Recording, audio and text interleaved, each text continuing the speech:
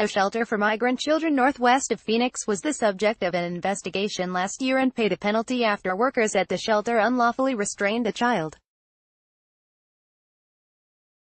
The shelter in Glendale is one of around a dozen in Arizona run by the nonprofit Southwest Key that has taken in immigrant youth under a Trump administration directive to separate families who cross the border. In response to the investigation, the nonprofit removed a policy that said children could be restrained during an outburst, a policy that had violated an Arizona Administrative Code prohibition against restraining residents.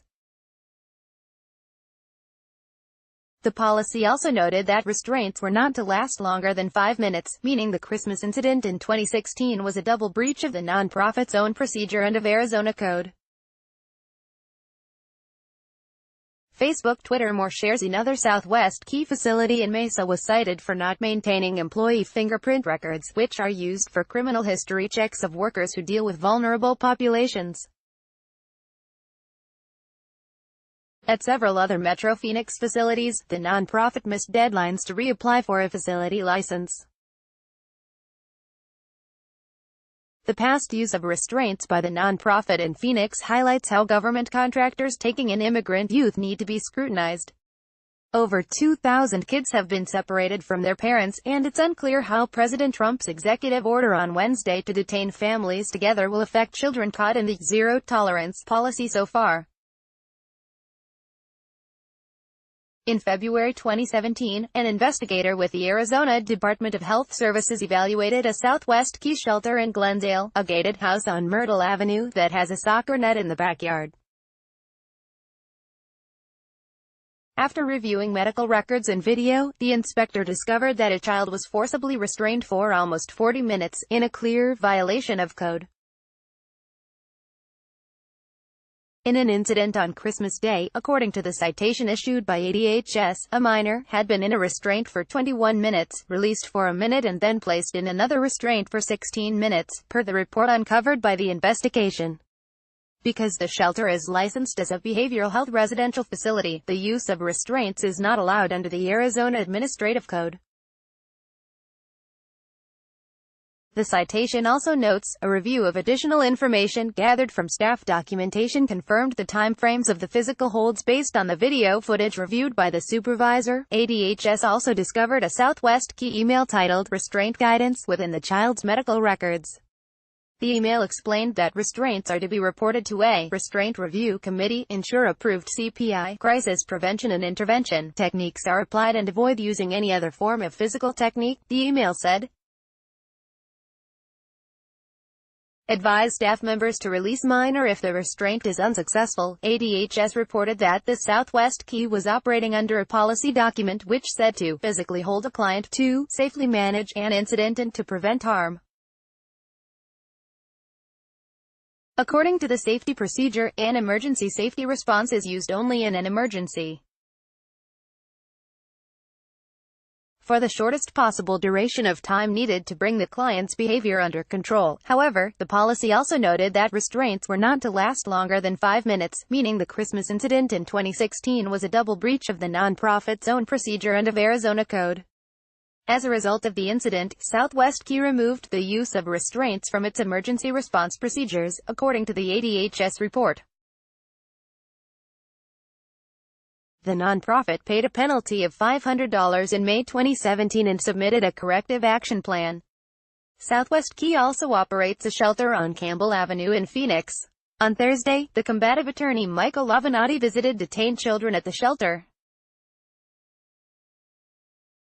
Avenatti is fighting a legal battle against Trump on behalf of his client, the adult film actress Stormy Daniels. He announced that he is representing around 60 detained families and says he is working with whistleblowers within Immigration and Customs Enforcement. Avenatti delivered a letter to a 6-year-old boy being held at the Campbell Avenue location after he was separated from his mother near Laredo, Texas. The attorney told reporters that 128 children are being held in the shelter, the vast majority of them kids who were recently separated from their parents. Southwest Key has not disclosed how many children are being held in their Phoenix shelters.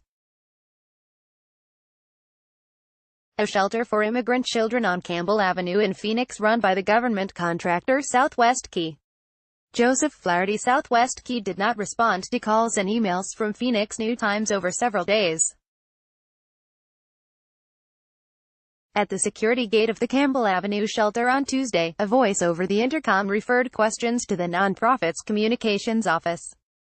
As a New Times reporter was standing on the publicly accessible sidewalk beyond the fence that surrounds the property, an official with a badge on her hip approached the fence, where the reporter was holding a camera. "Are you taking pictures?" she said.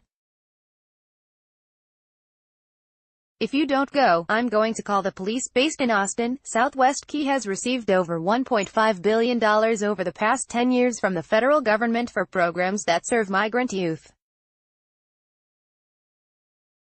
The nonprofit's CEO, Juan Sanchez, was handsomely compensated in 2016 by nonprofit standards. He received $1.5 million in total compensation, a bump from his $786,000 the year before. The nonprofit has programs in Arizona, Texas, California, Georgia, New York, Wisconsin, and Florida, according to its website. At Southwest Key's Tucson facility, an employee named Antar Davidson quit last week, distressed over the state of the facility. He has since spoken out to criticize the nonprofit, telling the Los Angeles Times that the Tucson Center is unprepared to deal with traumatized kids who have been separated from their parents. Southwest Key disputed Davidson's allegations. The Texas Tribune and Reveal also reported this week that Texas inspectors discovered 246 violations at Southwest Key facilities in that state, including an employee who showed up drunk to work. During the 2018 fiscal year, according to Bloomberg, the government plans to pay Southwest Key more than $458 million to house detained migrant children in shelters. These new Southwest Key shelters will probably look more like the nonprofit's detention shelter in an abandoned Texas Walmart, where officials allowed reporters to enter last week. Unlike that shelter, the Southwest Key facilities in Metro Phoenix resemble schools or daycare centers. The nonprofit allowed a media tour of one of its Phoenix locations for the first time in 2016.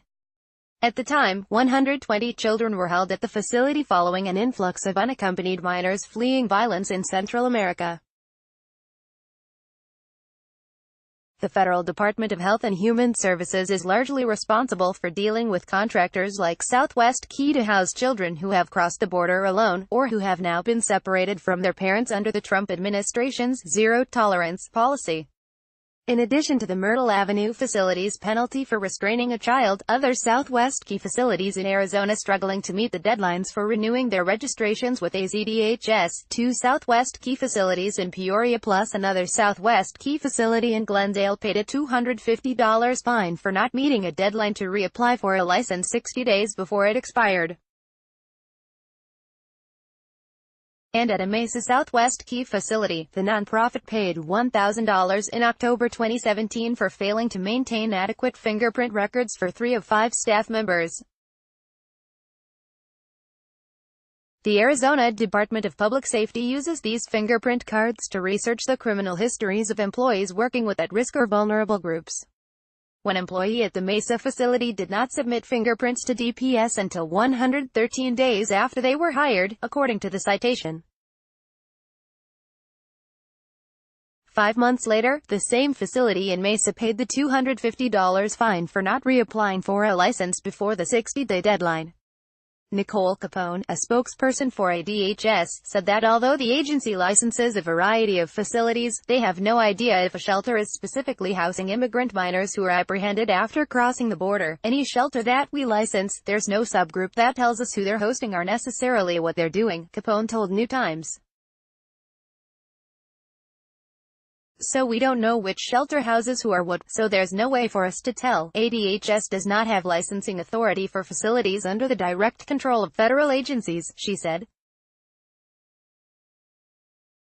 Like other Southwest Key facilities, the Myrtle Avenue shelter is surrounded by a fence and has an automatic gate. An employee who answered the intercom at the gate declined to answer questions.